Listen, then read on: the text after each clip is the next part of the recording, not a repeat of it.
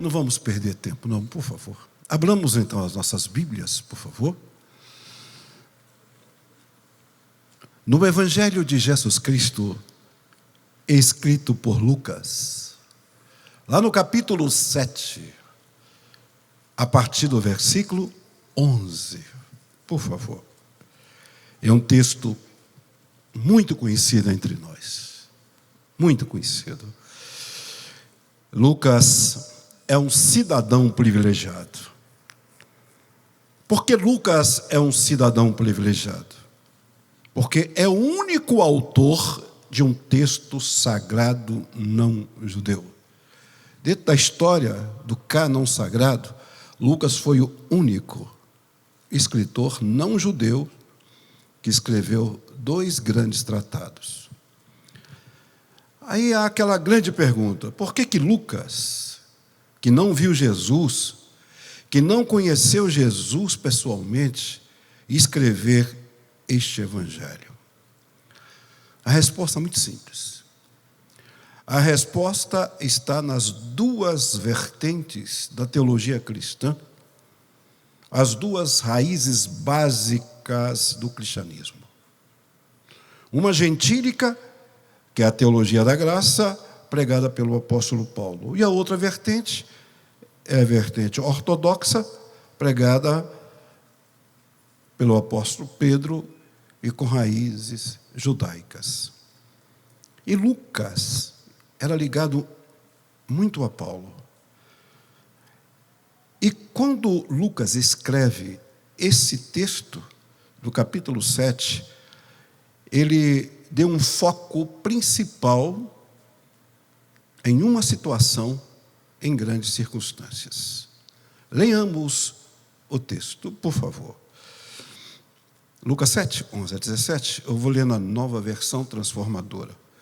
Logo depois, Jesus foi com seus discípulos à cidade de Naim, e uma grande multidão o seguiu. Quando ele se aproximou da porta da cidade, estava saindo o enterro do único filho de uma viúva, e uma grande multidão da cidade o acompanhava. Quando o Senhor a viu, sentiu profunda compaixão por ela e disse: não chores, disse ele. Então ele foi até o caixão, tocou nele, ou seja, tocou no caixão, e os carregadores pararam e ele disse: jovem, eu lhe digo, levante-se. O jovem, que estava morto, se levantou e começou a conversar, e Jesus o devolveu à sua mãe. Grande temor tomou conta da multidão, que louvava a Deus, dizendo: um profeta poderoso se levantou entre nós, e hoje Deus visitou seu povo. Essa notícia sobre Jesus se espalhou por toda a Judéia e também os seus arredores. Tome vossos assentos. Nós vamos cumprir estritamente o horário e vamos ministrar sobre este tema. E eu quero compartilhar com vocês. Um dia após o outro. Um dia após o outro. Queridos, a cidade de Naim era situada na região da Galileia, ao norte de Israel. Essa cidade de Naim, cidade pequena, montanhosa, uma cidade desconhecida, sem polo industrial, sem infraestrutura, sem saneamento básico. A cidade de Naim era extremamente pobre. Hoje, é uma vila muçulmana, perto de Jericó, conhecida, mas muito conhecida como fabricante dos melhores tapetes do Oriente. É a vila de Naim. Muito bem. Surge aquela grande pergunta entre nós: por que Jesus fez o primeiro milagre de ressurreição em uma cidade totalmente desconhecida? Em uma cidade de difícil acesso. Eu sempre me perguntei, se era o primeiro milagre de ressurreição do seu ministério, Por que ele não fez em Tiberíades, que ficava perto? Por que ele não fez em Cafarnaum, que ficava um pouco mais longe? Por que ele não inaugurou o seu ministério de ressuscitar as pessoas, por exemplo, em Jerusalém? Por que não em uma cidade grande? Por que não a popularidade? Por que não as luzes dos holofotes? Por que não aos aplausos? Porque logo numa cidade desconhecida, a resposta é muito simples. Porque lá havia uma mãe aflita.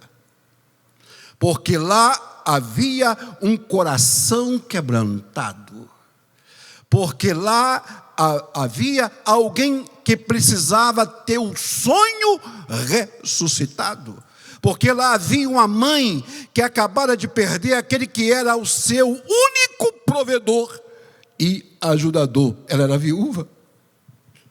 Porque lá havia uma mãe que acabara de perder o seu único abrigo humano.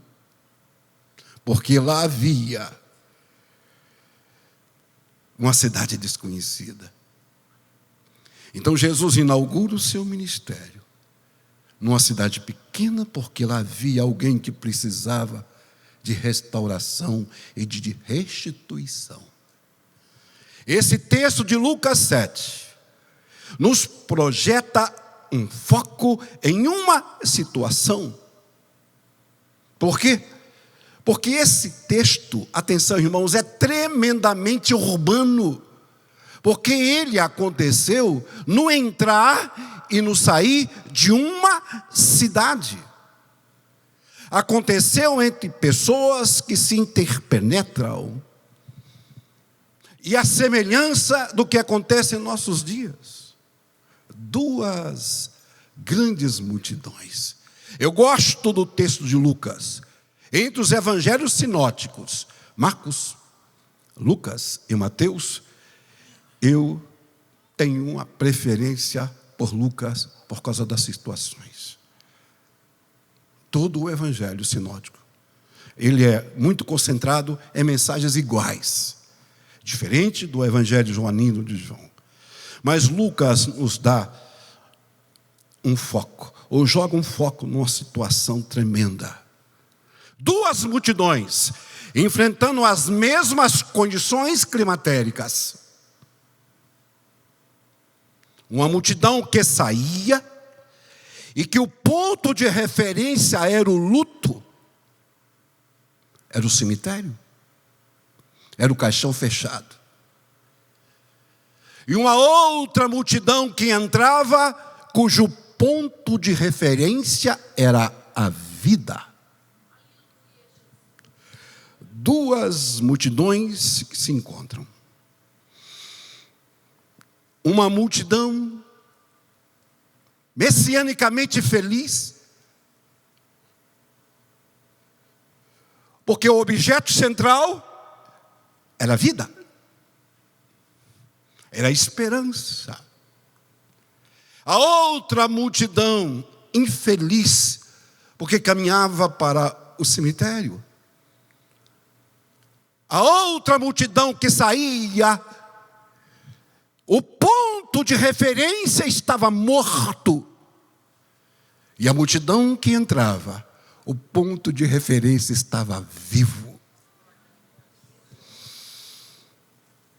Aquele garoto, filho da viúva de Naim, representa para nós nesses dias todas as esperanças, todos os investimentos, todas as canalizações que nós colocamos em objetos, sentimentos ou pessoas que sucumbiram diante de nós e fracassaram diante dos nossos olhos.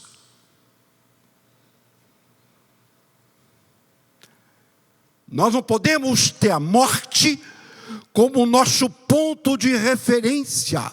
Morte nas nossas emoções, morte no nosso casamento, morte no nosso ânimo, morte no nosso ministério.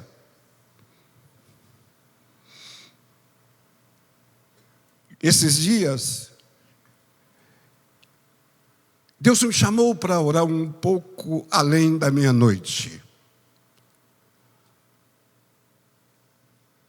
São 42 anos pregando. Hoje fizeram as contas. Um pastor do meu lado fez as contas que só esse ano, no Belém, aliás, em um ano, nós pregamos 147 mensagens. E mais 11 de escolas bíblicas. Isso sabe, pastor, que nós vivemos muitas vezes lendo a Bíblia para os outros.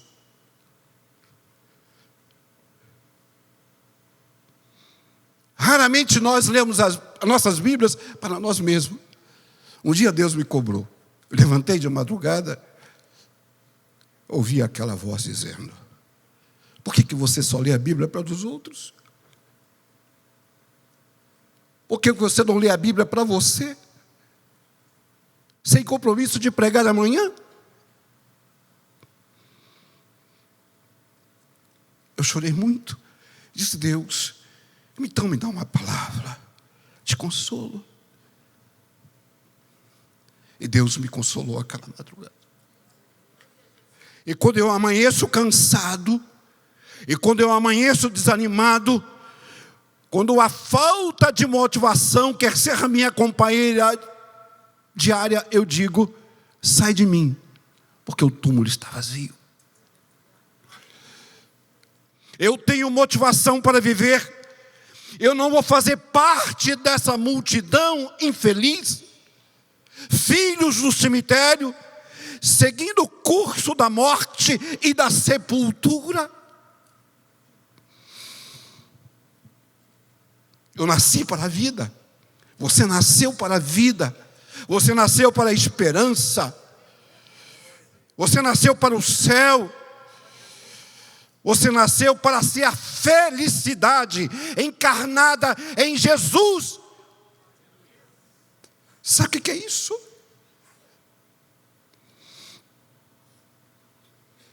Dentro de uma exegese, caminhando no texto, você vai ver coisas interessantes aqui de uma forma bem objetiva. Lucas capítulo 7 nos dá um foco de que Jesus ele não fica insensível ao sofrimento humano. Não, Jesus não é insensível. Ele é o nervo do universo. O que toca em você dói nele.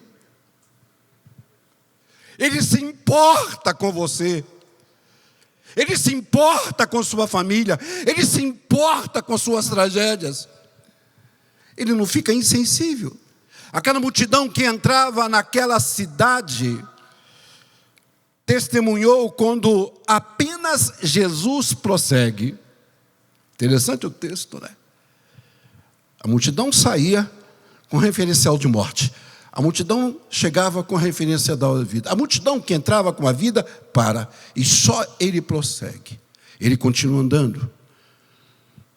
Ele continuou andando com o olhar fixo naquela mãe, que cega pelas lágrimas, não nota a sua presença. Naquele momento, eu estou lendo aqui esse texto de Lucas. Naquele momento, Jesus sentiu compaixão por ela. Eu imagino aqui Jesus dizendo, quando aproximou dela: espera aí, eu não fiz essa multidão para isso. Eu não posso aceitar o caminho do cemitério. No mundo que eu planejei não havia estrada da morte. Jesus importou com a tragédia daquela mulher. Jesus se importa com você, eu quero repetir. O céu interessa por mim e por você. Você não está sozinho. Quando Jesus chegou perto, ele tocou aquele caixão. Pastor Flauzinino, ele fez a pergunta mais absurda que eu já vi na minha vida. Não chores. Como não chorar? Não chores. Então Jesus pronunciou uma das frases mais absurdas que alguém poderia ouvir naquele contexto de sofrimento. Não chores. Peraí, Jesus, como não chorar? O meu único filho, sobre qual eu depositei os meus sonhos, os meus planos, as minhas atenções, o meu amor, a única esperança que me restou está morto, e o Senhor vem me dizer: não chores. Que história é essa?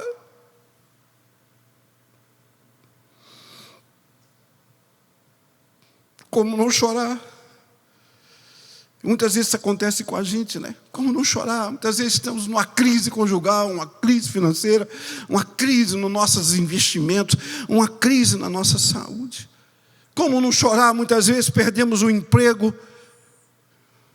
Como não chorar? Como não chorar? Minha empresa não está legal.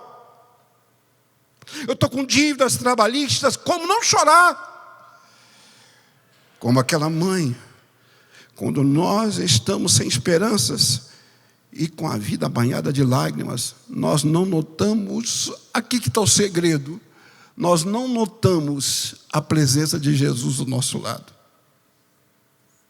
Essa é a verdade. Ela não percebeu que Jesus estava perto dela, porque o foco dela era no cemitério, era fechar o caixão, banhada de lágrimas, ela não percebeu. Muitas vezes nós não percebemos que Jesus está tão perto de nós, que se você estender as mãos, você será capaz de tocá-lo. Sabe o que é isso?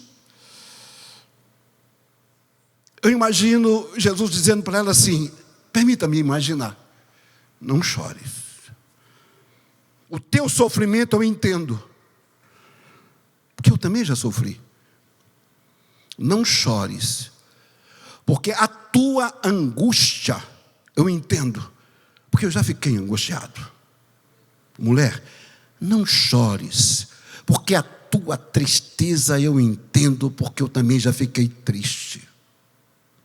Não chores, porque o teu desamparo também um dia me atingiu.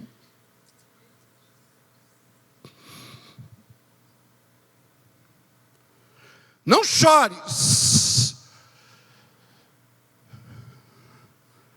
Eu vejo o teu rosto banhado de lágrimas, mas um dia eu também chorei.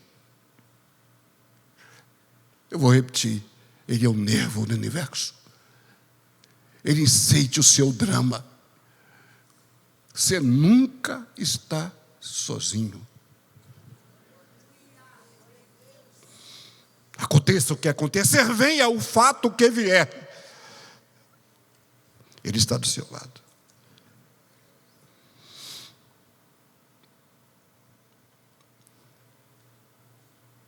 Terceiro lugar, houve a intervenção de Jesus. Ele parou o enterro. Olha que autoridade. Ele parou o enterro, foi lá, tocou no caixão. Ele interferiu o curso da sepultura. Você sabe o que é isso? Ele interferiu o curso da sepultura. Aquela mulher já conhecia aquele caminho, porque ela já tinha levado o seu marido para a sepultura no mesmo trajeto. E agora ela estava levando o seu filho. A única coisa que lhe fazia feliz, o seu único sonho, estava acabado. Era o fim.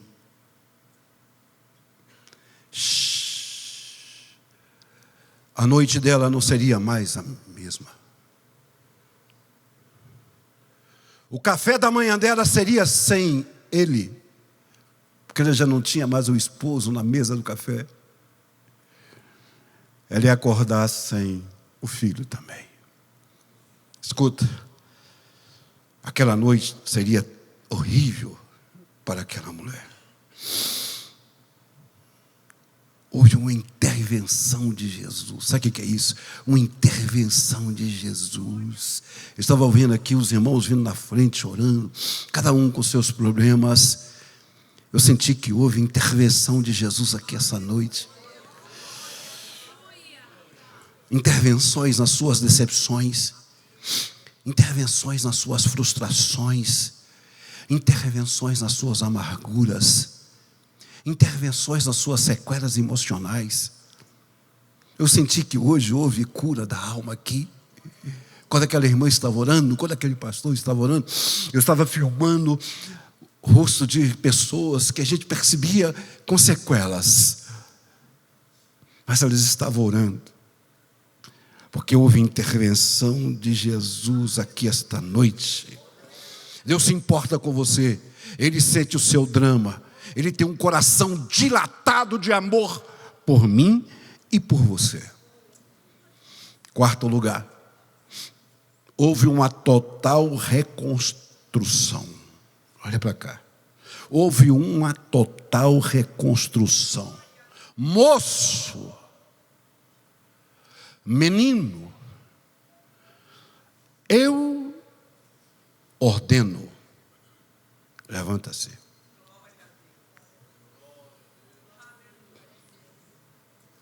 Total reconstrução. Só ergue, moço, põe-se em pé. Moço, assume a postura. Eu te ordeno, levante-se. E o moço levantou, e o texto é lindo. Ele começa a conversar. O morto agora estava conversando. Ele assumiu a postura. Ou seja, Jesus venceu a morte. Eu fico imaginando com todos os meios de comunicação que nós temos hoje. Fantástico, né? Hoje somos geridos por um meio de comunicação, né? Eu estava vendo um filme no Netflix, não sei se os jovens ouviram, de um documentário que o mundo poderá ficar sem as redes de comunicações por alguns dias. Não sei se vocês viram esse filme na Netflix. Foi uma loucura total. O mundo sem comunicação. O mundo sem as redes sociais. Olha, vocês imaginam se esse milagre tivesse acontecido hoje? O WhatsApp, o Instagram, o Facebook, todas as redes sociais ia dizer, lá em Israel, mais precisamente numa cidade pequena, uma cidade chamada Naim, a vida venceu a morte. Imagina os senhores, o que seria? Hoje, ele pode dizer ao seu curso de vida, eu te mando, levante-te. A sua vida será estruturada. Houve total, mas total reconstrução para aquele lar.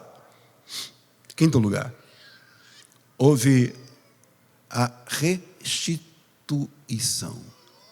O jovem que estava morto se levantou e começou a conversar. E Jesus então o quê? O que Jesus fez? Devolveu a sua mãe. Restituição. Toma aqui o seu filho. Eu interferi o curso da morte. Não haverá túmulo fechado. Não haverá cemitério. Não haverá choro à noite quando você for embora. Toma aqui o seu filho de volta. Restituição. Jesus é capaz de reverter situações. Jesus é capaz de alterar cenários.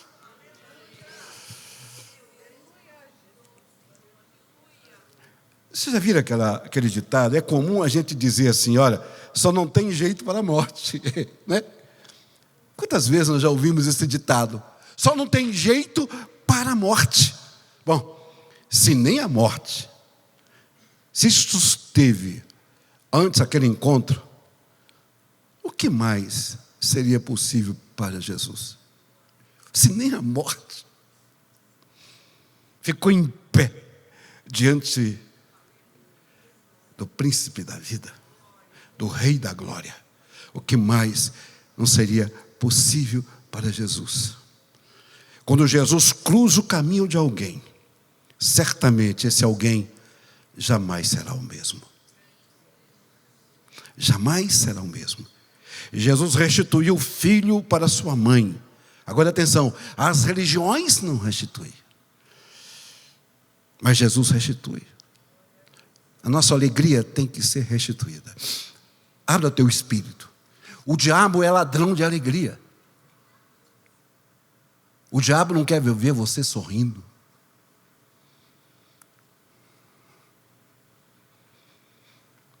Parar de colocar aqueles adesivos nos carros. Sorria, Jesus te ama. Parece que o diabo não quer mais aqueles adesivos nos nossos carros. Mas Jesus quer ver um sorriso estampado no seu rosto. O diabo não pode roubar a tua alegria. Ele não pode roubar o teu ânimo. Veja, sua alegria será restituída, seus sonhos serão restituídos, seus planos serão restituídos. Agora, ouça bem. Esse foi o grande milagre.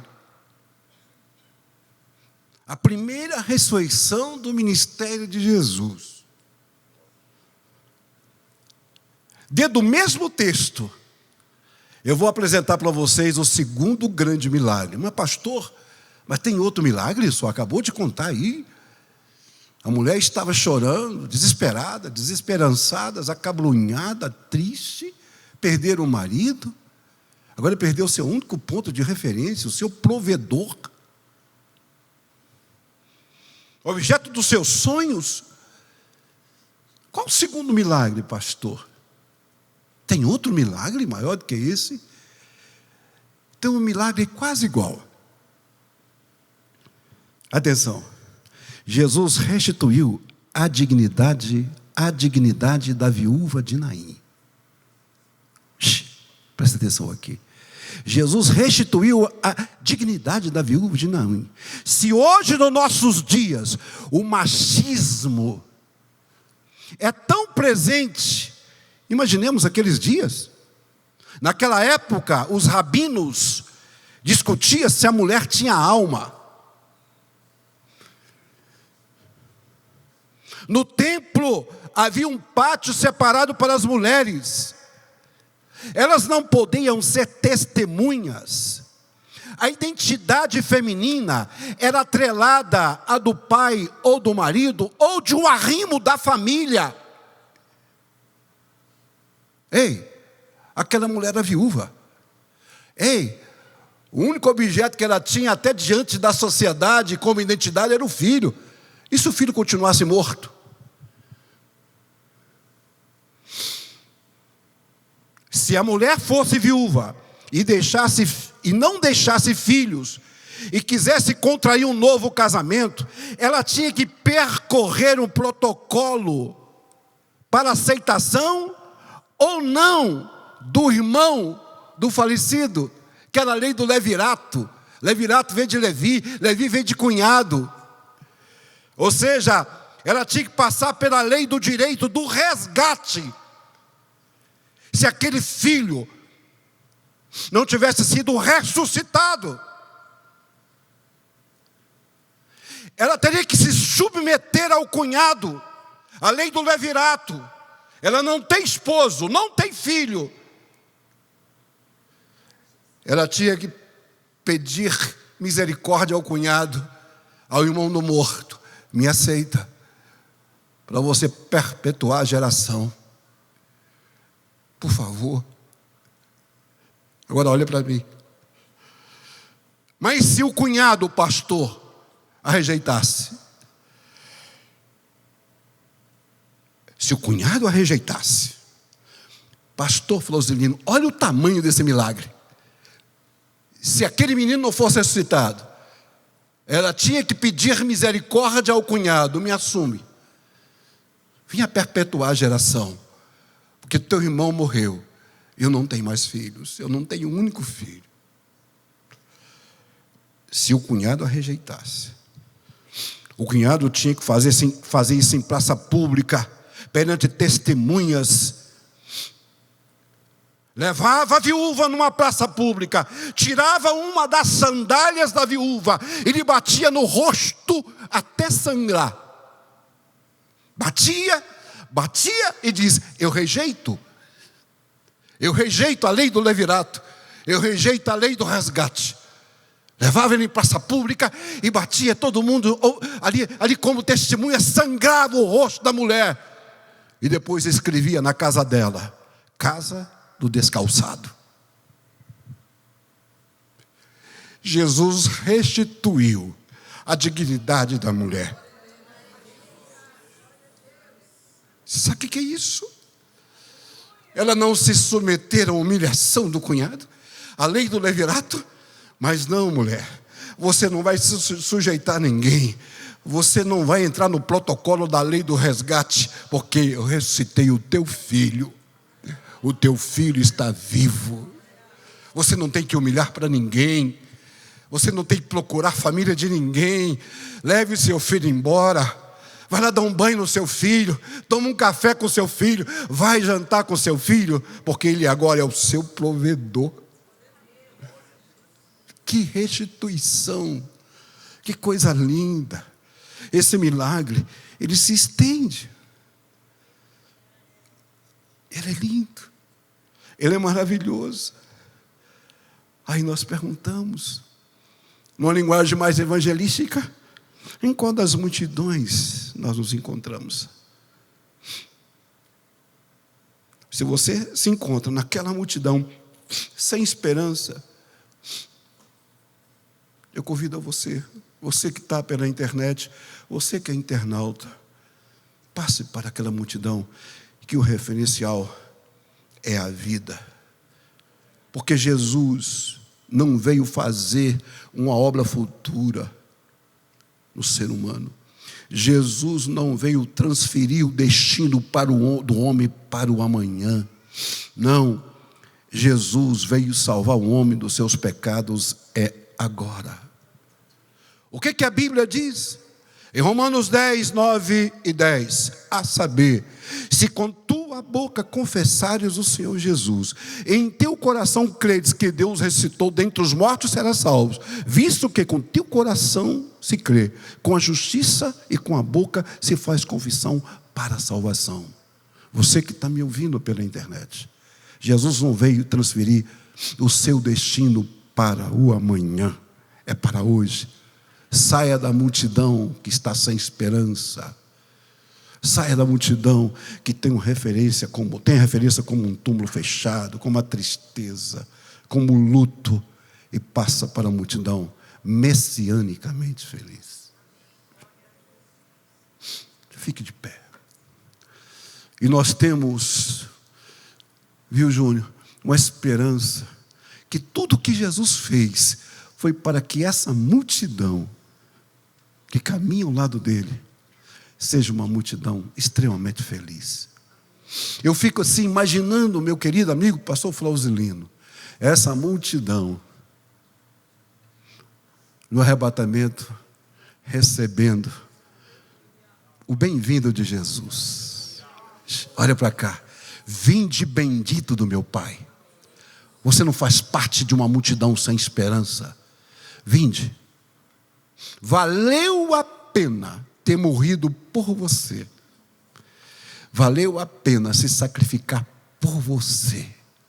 Valeu a pena porque você faz parte dessa multidão que eu chamo para entrar no céu. E o céu é logo ali. Não saia dessa multidão, porque Ele já nos apresentou o caminho para a esperança, para o céu. Já parou para pensar? Eu conheço um amigo, era pastor, ele queria desviar da igreja, ele fez tudo para desviar da igreja. Ele falou: eu quero sair dessa multidão com esperança, eu não quero mais ser crente, eu quero beber, eu quero fumar, eu quero prostituir, não quero mais ser crente, não quero participar dessa multidão chata, não quero mais ser crente, hoje eu vou desviar da igreja. Ele sentou num bar, quando ele foi pedir uma cerveja, o garçom falou com ele: pastor, que bom que o senhor está aqui, só vai orar por nós daqui a pouco, ali na cozinha. Ele desistiu de pedir a cerveja. Ele queria se prostituir, trair a esposa. Quando ele encontrou uma vizinha, ele falou com a vizinha: o que é que você vai fazer amanhã? A vizinha falou com ele: Agora eu sou crente, vou para a igreja. Vamos comigo. Como sair dessa multidão com a esperança? Como você se desviar desses caminhos lindos? Esse caminho lindo que o Senhor nos deu. Se isso for amor.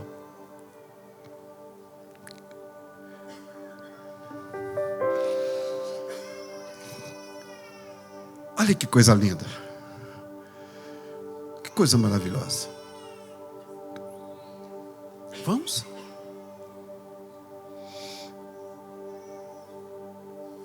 Se isso não for amor, Como é que você vai sair? Amor, Como que você vai sair o céu não é real. dessa multidão que tem o ponto de referência de Jesus? Como? De que forma? Tudo perde o valor. Aleluia. Glória a Deus. Se isto não for amor, Você que está na internet, que passa por crises, que caminha para um lugar que não tem esperança, não tem Deus no coração, me ouça, passe para o lado de cá, o céu não é real. porque Ele já fez tudo por você. Ele quer reconstituir a sua vida. Ele quer reconstruir a sua vida. Ele quer interferir no curso da sua morte espiritual. Ele quer você de volta. Ele quer ver você aqui. Se isso não for amor, aleluia. Bem alto. Multidão que caminha para o céu. Olha aí. Glória a Deus. O oceano secou. Cante, tire lá no fundo da alma. Você que não está fazendo parte dessa multidão, pense um pouco, analise um pouco.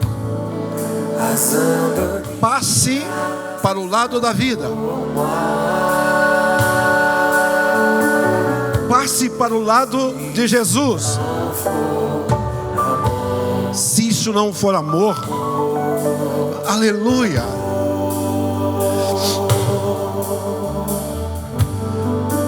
O céu não é real. Meu Deus. Tudo perde. Se tem alguém aqui que está do outro lado, seguindo o curso da morte espiritual, sem esperança de salvação, sem esperança de reconstrução,